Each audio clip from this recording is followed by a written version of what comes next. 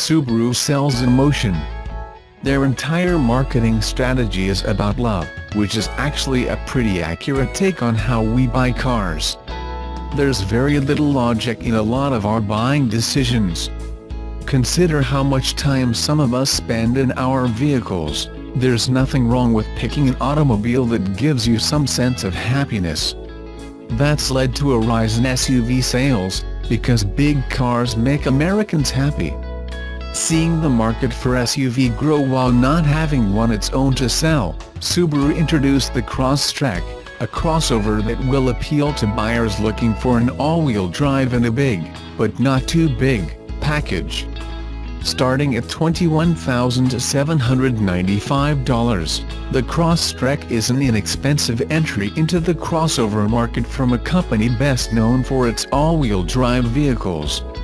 Throw in 8.7 inches of ground clearance, an upgraded infotainment system and up to 33 miles per gallon, and it's no surprise that the Crosstrek's sales have increased year over year since its introduction in 2014. If only the engine had a bit more get up and go from the engine.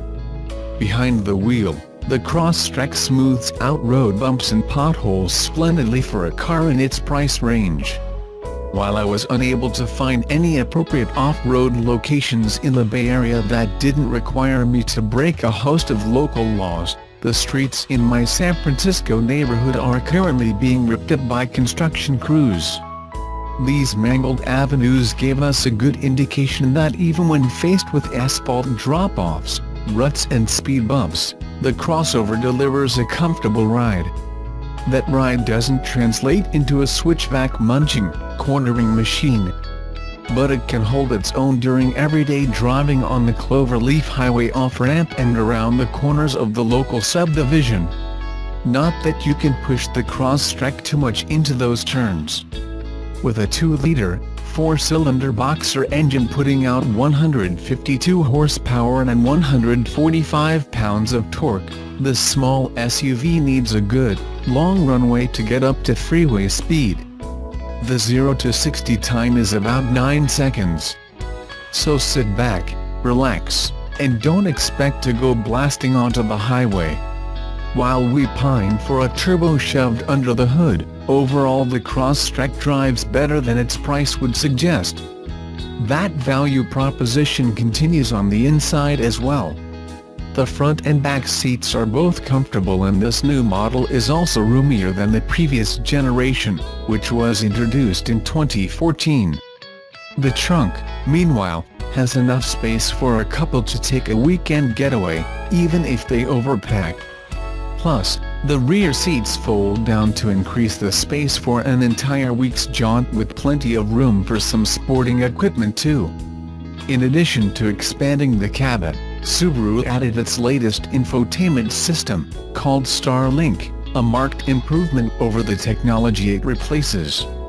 Though the design and UI feel reminiscent of a budget tablet, it's still better looking and easier to use than a lot of other systems on the market.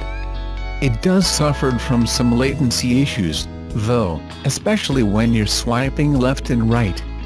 Also, my taps on icons were occasionally met with a 2-second delay. Still, the time between tap and action usually wasn't any worse than the rest of the systems on the market. Fortunately, Starlink supports both Android Auto and CarPlay for your portable computer needs. Above the touchscreen, you have a choice of 6.5 or 8 inches, is an additional display that I found quite useful. With it, you can see additional information like the time, weather, average fuel consumption and turn-by-turn directions, to name a few examples. The rest of the dash and controls can only be described as utilitarian. Subaru isn't known for its cutting-edge controls design layout. It's nice if you're tired of searching for or trying to decipher a button or knob. But it lacks any real flair. Instead, most of the design team's efforts seem to have gone into the exterior. Though this compact SUV has some striking lines and angles, it still doesn't come close to the aggressive corners and fins you'll find on something like the new Honda Civic. The design is softer, so as to appeal to a broader group of customers. During elevated seat drives we got a chance to check out Subaru's driver assistance package EyeSight. The adaptive cruise control did a fine job in both moving traffic and gridlock. But if you come to a stop and the car isn't moving again after a few seconds, the system will shut off. It does have an audible alert to tell you it's about to hand control back to the driver.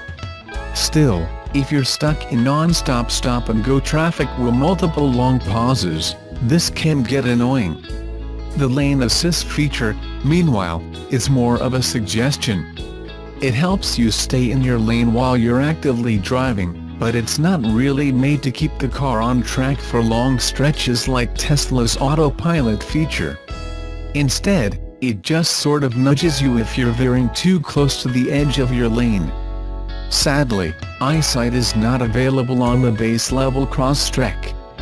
That option starts at $1,400 for the mid-level premium trim and $2,100 for the high-end limited trim. Without the added safety feature, the Crosstrek, even with its lack of power, is a fun all-wheel drive value that has the potential to win the brand even more fans. Sure, the Subaru Forester has more cargo space and starts at only about $1,000 more, but it's a wagon and people seem to be in love with SUVs. It's that love that Subaru is counting on.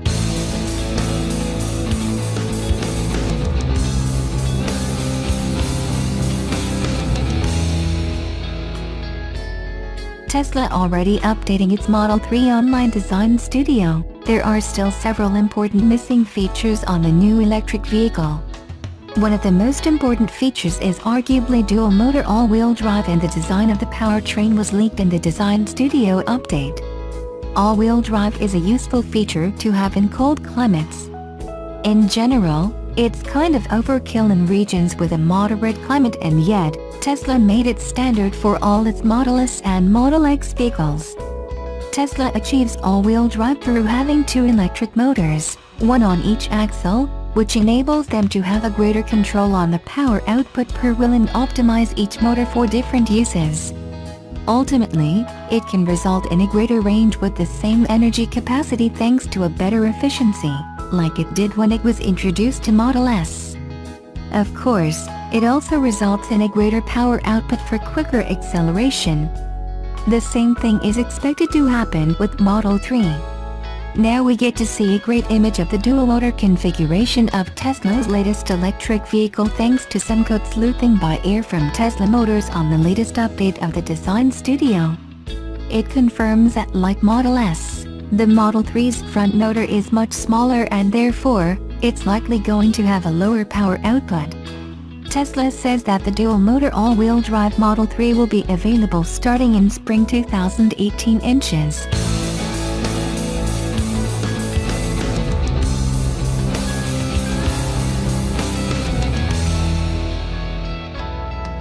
Technology developed by Nissan for the 100% electric Nissan Leaf will be used in an electric bus project that starts testing next month in Japan, with the goal of making zero-emission public transit more widespread and affordable. Led by Kumamoto University, the initiative brings together talent and expertise from the automotive industry, government and academia. It is part of the university's ongoing involvement with the Japanese Ministry of Environment project that aims to reduce or eliminate CO2 and other emissions from larger vehicles such as buses and trucks. Real-world testing is scheduled to begin in February in Kumamoto City in western Japan.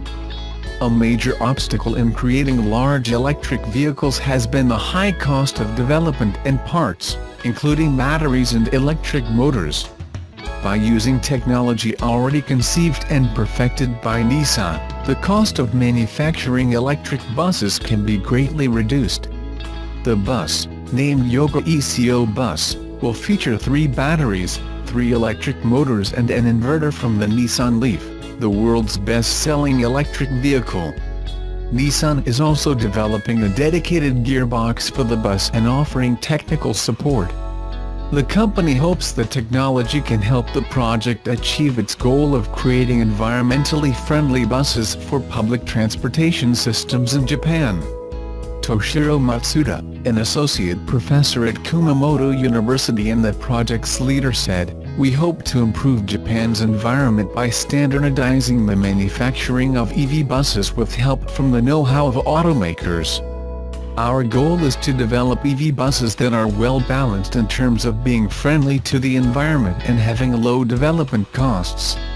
Nissan actively supports environmental programs and regional revitalization activities focused on energy use and the adoption of electric vehicles.